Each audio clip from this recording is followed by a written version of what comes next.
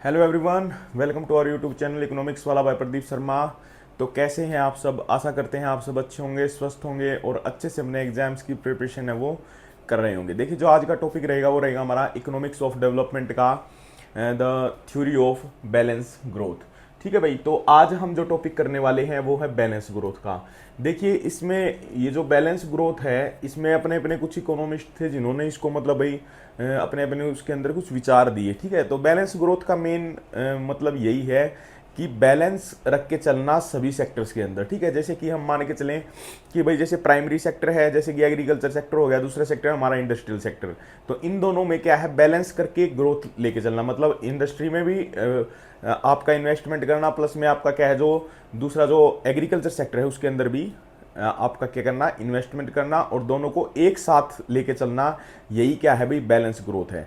ठीक है, government balance कैसे करती है इन्वेस्टमेंट? जैसे कि अगर हम बात करें, डायरेक्ट प्रोडक्टिव एक्टिविटीज़ होती हैं, जैसे कि डायरेक्ट ही कुछ प्रोडक्टिव जैसे इंडस्ट्रीज़ हैं, मेजर इंडस्ट्रीज़ होती है जैसे गवर्नमेंट की, उनके अंदर वो डेवलपमेंट कर दे, पूरा का पूरा इन्वेस्टमेंट लगाए।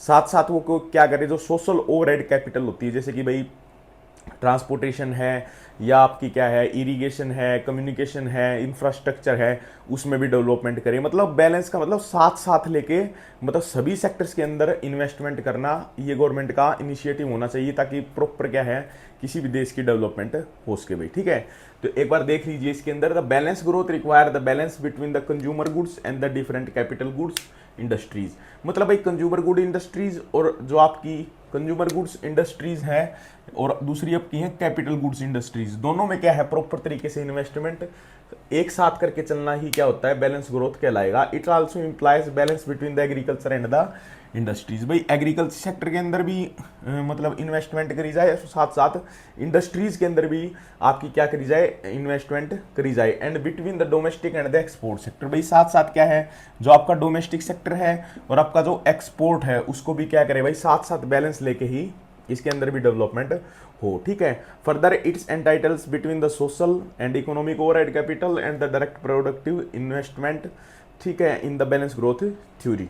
और balance growth theory states that there should be a simultaneously development in all the different sectors of the economy. भाई इसके अंदर सिर्फ यही बता रखा है, मैंने आपको बता दिया कि बैलेंस ग्रोथ का मतलब यही है कि जितने भी सेक्टर्स हैं इकोनॉमी के अंदर, उन सभी के अंदर एक साथ मिलकर इन्वेस्टमेंट करना। जैसे कि बिग पुश के अंदर भी, बिग पुश थ्योरी के अंदर भी हमने पढ़ा था कि एक साथ क्या है, ह्यूज इन्वेस्टमेंट डालना सभी सेक्टर्स के अंदर, जिससे क्या है, इकोनॉमी क्या करे, डेवलपमेंट करे।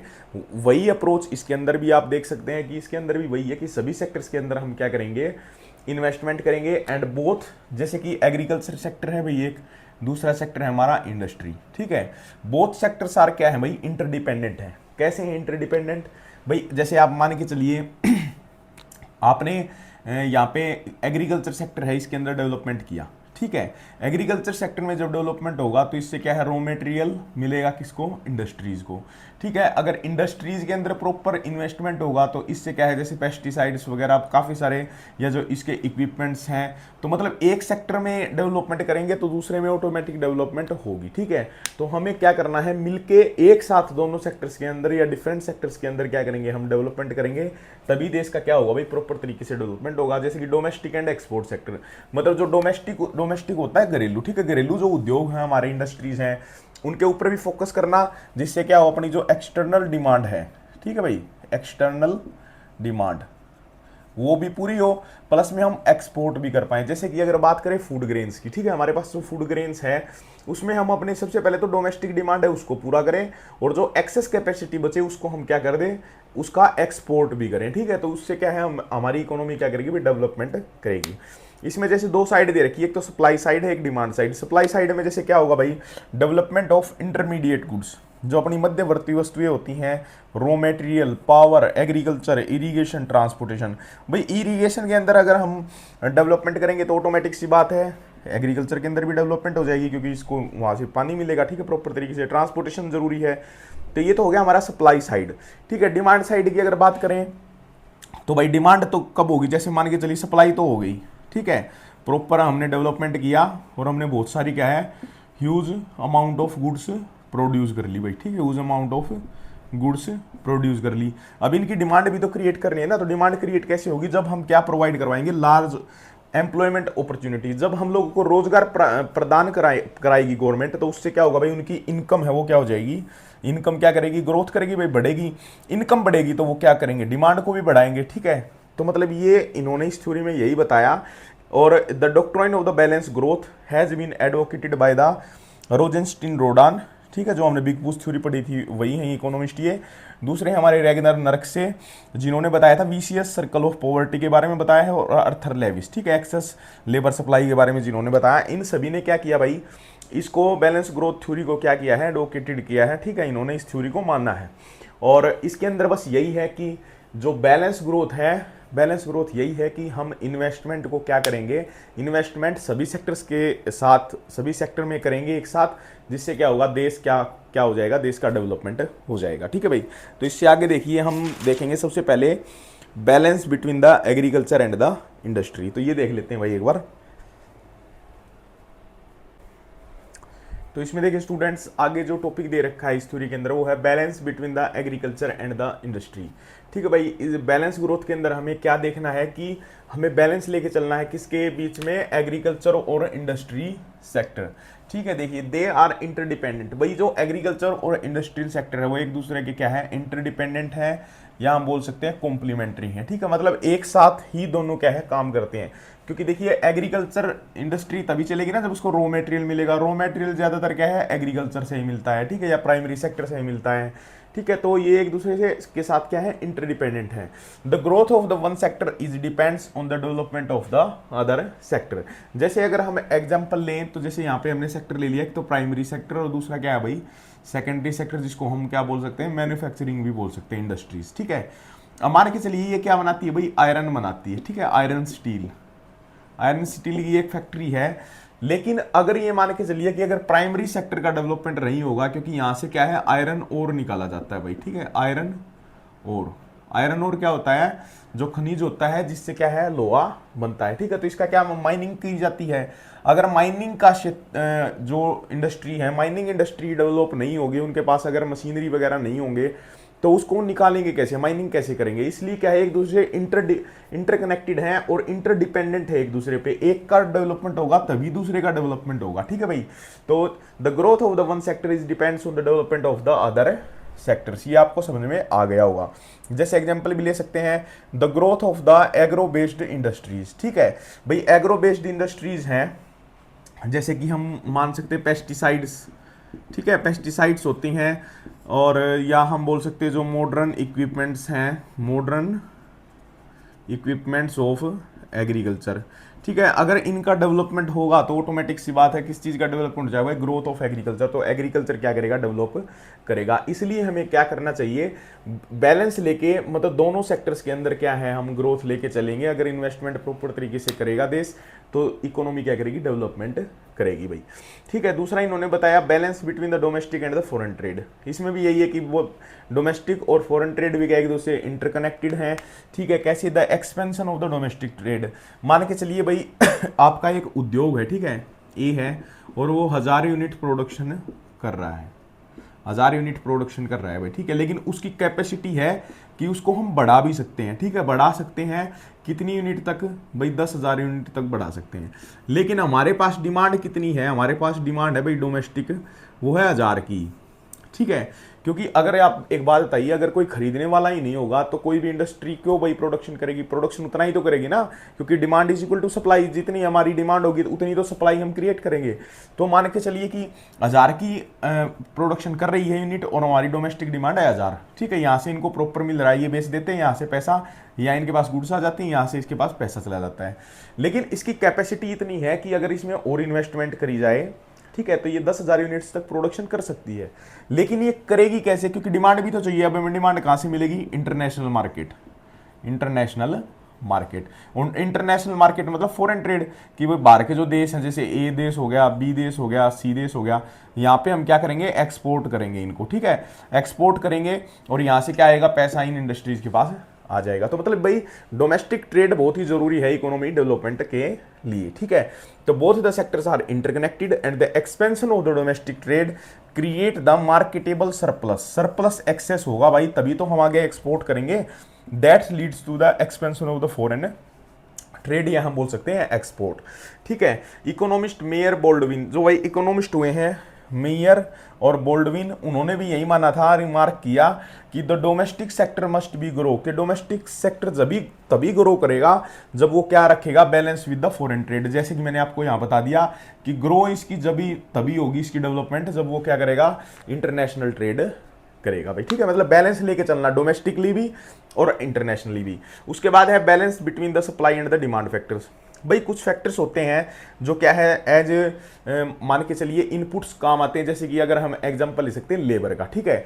देखिए इंडस्ट्रियल सेक्टर में क्या चाहिए भाई, स्किल्ड लेबर चाहिए, लेकिन जो अंडर डेवलप्ड कंट्रीज होती हैं वहाँ पे स्किल्ड लेबर बहुत कम पाई जाती है, जबकि अबंडेंट जो मतलब ज़्यादा लेबर मिलेगी वो कैसी मिलेगी, अनस्किल्ड, जैसे कि एग्रीकल्चर सेक्टर के अंदर है, ठीक है। जो बहुत सारे फार्मर्स हैं उनको ज़्यादा स्किल नहीं है, बस वो खेती करते हैं ट्रेडिशनली और अपना घर का काम चला लेते हैं। अगर उनको अच्छे से स्किल दे दी जाए, ठीक है, अगर वो स्किल्ड हो जाए, उनके पास स्किल आ जाएगी, तो वो क्या है इंडस्ट्रियल सेक्टर में भी चले जाएंगे, ठीक है, या वो हमारे टर्सरी सेक्टर में भी काम कर सकते हैं। तो बात वहीं पे आती है कि हमें उनको भी क्या करके बैलेंस के तौर पे बैलेंस करके चलना पड़ेगा ताकि इंडस्ट्रियल सेक्टर को भी स्किल्ड लेबर मिल सके, ठीक है भाई। तो हमने ये सीखा कि इसके अंदर हम बैलेंस रखेंगे किस किस के बीच में, एग्रीकल्चर इंडस्ट्री सेक्टर में, डोमेस्टिक और फॉरेन सेक्टर के अंदर, और अपनी सप्लाई और जो डिमांड के जो factors of demand and supply है उसके भी हम क्या है बैलेंस में रख के चलेंगे, तो हमारी इकोनॉमी क्या करेगी, ग्रोथ करेगी भाई, ठीक है। अब हमारे जो 3 इकोनॉमिस्ट थे उनके हम विचार देखते हैं कि उन्होंने इस बैलेंस ग्रोथ थ्योरी के रिगार्ड क्या क्या बताया। तो सबसे पहले जो इनके विचार हैं वो देखेंगे भाई हम रोजेंस्टीन रोडैन के, ठीक है भाई। तो देखिए स्टूडेंट्स, इसके अंदर हम देखेंगे भाई व्यूज ऑफ द रोजेंस्टीन रोडैन। रोजेंस्टीन रोडैन थे, इन्होंने भाई बिग पुश थ्योरी दी थी, ठीक है, और इन्होंने अपने विचार थे वो एक आर्टिकल इन्होंने दिया था 1943 में, और उन्होंने इस थ्योरी के बारे में क्या है जिक्र किया था कि भी कैसे बैलेंस ग्रोथ होती है in the different sectors of the economy, ठीक है। इन्होंने क्या बताया कि जो सोशल मार्जिनल प्रोडक्ट है, जो एसएमपी है ऑफ द इन्वेस्टमेंट, ठीक है, सोशल मार्जिनल प्रोडक्ट के अंदर जो इन्वेस्टमेंट करी जाती है वो क्या होती है, डिफरेंट होती है किससे, जो प्राइवेट मार्जिनल प्रोडक्ट की इन्वेस्टमेंट होती है उससे, ठीक है।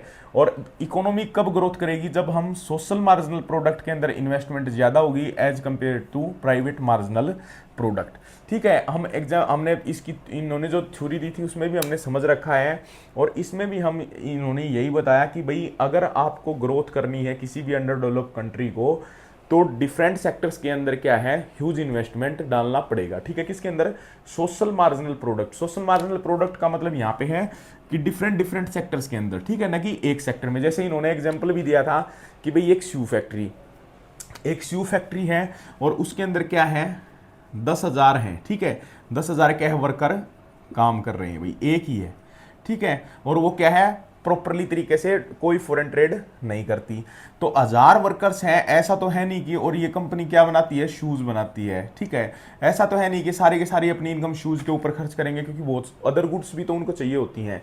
तो इसलिए हम एक इंडस्ट्री के अंदर इन्वेस्टमेंट न करके हम क्या करेंगे, हम डिफरेंट 100 इंडस्ट्रीज के अंदर, जो 100 इंडस्ट्रीज हैं और उसके अंदर जो 10,000 वर्कर्स लगे हुए हैं, ठीक है, वो इन कंपनियों में काम करेंगे, ठीक है। तो हो सकता है कि एक कंपनी शू की हो जिसमें कितने काम कर रहे हो भाई, मान के चलिए कि 100 ही बंदे काम कर रहे हो, ठीक है। तो वो क्या करेंगे, अपनी जो इनकम है वो कुछ तो डालेंगे भाई, शू भी खरीदने हैं उनको, लेकिन बाकी क्या है, बाकी गुड्स भी वो खरीदेंगे। तो इससे क्या होगा, सभी एक दूसरे के क्या बन जाएंगे, कंज्यूमर्स बन जाएंगे भाई। शूज है वो शर्ट भी खरीदेगा, तो शर्ट के लिए वो शू कंपनी में जो वर्कर है वो कस्टमर बन गया किसका, एक शर्ट वाली कंपनी का। तो एक दूसरे से क्या, इससे क्या होगा, डिमांड है वो ऑटोमेटिक क्रिएट हो जाएगी।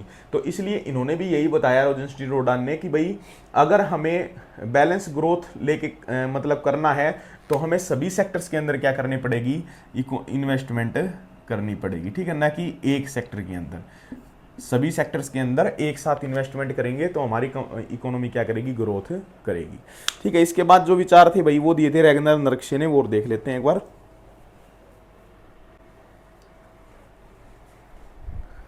देखिए जो दूसरा व्यूज है वो दिए रैगनर नर्क से इकोनॉमिस्ट हुए हैं। उन्होंने क्या बताया कि भाई इकोनॉमी होती है जो अंडर डेवलप्ड इकोनॉमी है, ठीक है, हमारी अंडर डेवलप्ड इकोनॉमीज। देखिए जो अंडर डेवलप्ड इकोनॉमीज हैं उनके अंदर क्या है भाई, बहुत सारे ऑब्स्टेकल्स होते हैं। ठीक है, ऑब्स्टेकल्स क्यों होते हैं? क्योंकि इतनी ज़्यादा इन्वेस्टमेंट उनके पास होती नहीं है, और उसका मेन कारण क्या होता है, लो इनकम, क्योंकि उनके पास इनकम है वो लो है। ठीक है, और इसलिए इन्होंने क्या बताया कि इकोनॉमीज के अंदर क्या है, वीसीएस सर्कल ऑफ पॉवर्टी होता है, जिसके कारण क्या होता है, लो इनकम। इन्होंने दो साइड डिफाइन करी, एक तो डिमांड साइड के बारे में बताया, एक सप्लाई साइड।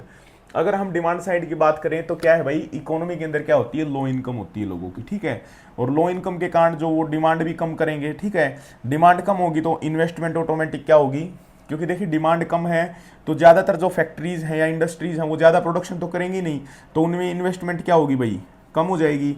और अगर नो इन्वेस्टमेंट है तो कैपिटल फॉर्मेशन भी कम होगा, पैसा क्या होगा, जनरेशन, पैसे की जनरेशन कम होगी, और जिससे प्रोडक्टिविटी कम होगी, और लो प्रोडक्टिविटी से फिर लो इनकम। ऐसी क्या है, ये एक जो चक्कर है, जो भी सर्कल है, ये क्या है, कंटिन्यूसली चलता रहेगा। ठीक है, और इसको ब्रेक करने के लिए यही है कि बैलेंस्ड ग्रोथ करी जाए सभी सेक्टर्स के अंदर, ताकि ये जो विशियस सर्कल ऑफ पॉवर्टी है ये टूट जाए और इकोनॉमी क्या करे, ग्रोथ करे। ठीक है, दूसरा इन्होंने बताया सप्लाई साइड में भी यही है भाई, लो इनकम है, लो इनकम के कारण क्या है, लोग ज़्यादातर पैसा खर्च कर देते हैं, सेविंग बिल्कुल क्या ना के बराबर है। अगर सेविंग नहीं होगी तो इन्वेस्टमेंट भी हमारी क्या होगी भाई, कम होगी। लो इन्वेस्टमेंट से लो कैपिटल फॉर्मेशन, और लो प्रोडक्टिविटी और लो इनकम। मतलब ये चक्कर भी ऐसे ही घूमता रहेगा जो इन्होंने सप्लाई साइड का दिया, ये भी विशियस सर्कल ऑफ पॉवर्टी है सप्लाई साइड की।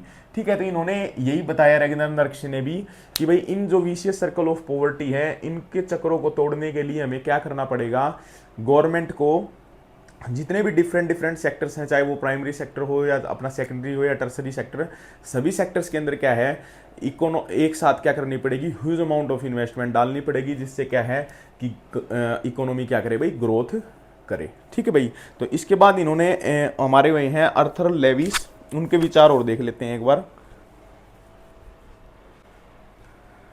तो इसमें देखिए भाई, जो बैलेंस ग्रोथ थ्योरी थी, इसके अंदर जो लेविस इकोनॉमिस्ट हुए हैं उन्होंने भी इस थ्योरी ऑफ बैलेंस ग्रोथ को क्या किया, एडवोकेट किया। ठीक है, इन्होंने क्या बताया कि in the absence of the balance growth one sector price is higher. अब भाई बैलेंस ग्रोथ नहीं होगी तो मान के चलिए दो सेक्टर्स हैं, एक सेक्टर है ए और दूसरा सेक्टर है बी। ठीक है, हमने एक सेक्टर के अंदर तो ग्रोथ करी, जिससे क्या हुए, इसके भाई इसके अंदर इसकी कॉस्ट है वो रिड्यूस हो जाएगी। मान के चलिए ए के अंदर हमने ज़्यादा इन्वेस्टमेंट कर दी गवर्नमेंट ने, उससे क्या है, टेक्नोलॉजी, नई टेक्नोलॉजी अडॉप्ट करी। ठीक है, रॉ मटेरियल प्रॉपर तरीके से मिल गया, तो इनके प्राइजेज होंगे ना गुड्स के, वो क्या हो जाएंगे, कम हो जाएंगे, क्योंकि इनकी कॉस्ट कम हो जाएगी। ठीक है, हो सकता है बी के प्राइस बढ़ जाए, क्योंकि उसमें क्या है, डेवलपमेंट ज़्यादा नहीं हो रही है। ठीक है, तो इसके अंदर वही बता रखा है इन्होंने कि one sector price is higher than the other sector, एक सेक्टर के प्राइस बढ़ जाएंगे as compare to other sector. Therefore क्या होगा भाई, no investment will be made there in and the growth of will be halted. भाई आपको पता है कि अगर एक सेक्टर के प्राइस बढ़ रहे हैं इसके, ठीक है, तो ये क्या होगा, इससे इस कंपनीज के अंदर, इस इंडस्ट्री के अंदर लॉस होगा, तो इसके अंदर इन्वेस्टमेंट लोग क्या करेंगे, इन्वेस्टमेंट नहीं करेंगे, क्योंकि इसके अंदर क्या हो जाएगा, रिस्क। ठीक है, तो इससे क्या होगा, इकोनॉमी ऑटोमेटिकली क्या होगा, डेवलप नहीं होगी, ग्रोथ नहीं करेगी, उसकी जो ग्रोथ है वो क्या हो जाएगी, ऑल्ट हो जाएगी भाई, रुक जाएगी। ठीक है, इन्होंने दूसरा बताया कि व्हेन द इकोनॉमी ग्रोज, भाई जब इकोनॉमी ग्रो करती है, ठीक है, तो सेवरल ऑब्स्टेकल्स आते हैं भाई इकोनॉमी के अंदर। ठीक है, in the different sectors, as a result अगर मान के चलिए इकोनॉमिक डेवलपमेंट होता है तो लोगों की क्या बढ़ेगी, इनकम बढ़ जाएगी, और इनकम बढ़ेगी तो वो डिमांड करेंगे किन वस्तुओं की, जो क्या है, इनकम इलास्टिक है। ठीक है, इनकम इलास्टिक का मतलब समझ रहे हो, जैसे कि मान के चलिए आपकी इनकम 10,000 रुपये है, ठीक है, और आप घर पे कोई यूज कर रहे हो, जैसे हम एग्जाम्पल इसमें इकोनॉमिक्स में ले लेते हैं भाई, जैसे मान के चलिए आप देसी घी की जगह रिफाइंड ऑयल यूज कर रहे हो। ठीक है, आपकी इनकम 10,000 है तो आप रिफाइंड ऑयल यूज कर रहे हो। ठीक है, अगर आपकी इनकम 10,000 से 20,000 हो जाती है तो आपका मन करेगा भाई मैं और अच्छी मतलब कंज्यूम करूँ जो अपनी गुड्स हैं। ठीक है, तो आप मान के चलिए किसकी बढ़ाएंगे डिमांड, जो आपकी क्या है, इनकम इलास्टिक डिमांड है, मतलब जो इनकम बढ़ने पे जिनकी डिमांड बढ़ती है। तो जैसे घी हो गया, ठीक है, तो हम घी की डिमांड ज्यादा करेंगे। लेकिन मान के चलिए कि घी एक ऐसी इंडस्ट्री है जहां पे एग्रीकल्चर से रिलेटेड होगी, और एग्रीकल्चर के अंदर हम क्या है कि गवर्नमेंट है वो किसके ऊपर ज्यादा डेवलपमेंट कर रही है, ध्यान दे रही है इंडस्ट्रीज के ऊपर, एग्रीकल्चर सेक्टर के ऊपर ध्यान नहीं दे रही है। तो इसलिए क्या होगा, हो सकता है कि उनका प्रोडक्शन ही ज्यादा ना हो रहा हो, जबकि डिमांड उनकी क्या है, ज़्यादा है। ठीक है, due to lack of the investment of funds. तो इसीलिए इन्होंने भी यही बताया, अर्थर लेविस ने, कि भाई इकोनॉमी के अंदर क्या है, सभी सेक्टर्स के अंदर क्या है, डेवलपमेंट होनी चाहिए एक साथ, जिससे क्या है पूरी इकोनॉमी क्या है प्रॉपर तरीके से ग्रोथ करे। ठीक है भाई, तो एट लास्ट बैलेंस थ्योरी के अंदर यही है कि जितने भी different sectors of the economy होते हैं, चाहे वो आपका प्राइमरी सेक्टर है, चाहे सेकेंडरी सेक्टर है, चाहे आपका टर्सरी सेक्टर है या आपका फॉरेन सेक्टर है, ठीक है, सभी में क्या करना होगा, एक huge amount of investment government को स्पेंड करना पड़ेगा, डालना पड़ेगा, जिससे क्या है इकोनॉमी क्या करे भाई, ग्रोथ करे। ठीक है, तो ये आज का चैप्टर था भाई बैलेंस ग्रोथ का। अगर आपको बैलेंस ग्रोथ का कॉन्सेप्ट अच्छे से समझ में आया हो तो प्लीज चैनल को लाइक करें, सब्सक्राइब करें। Thank you so much. जय हिंद, जय भारत।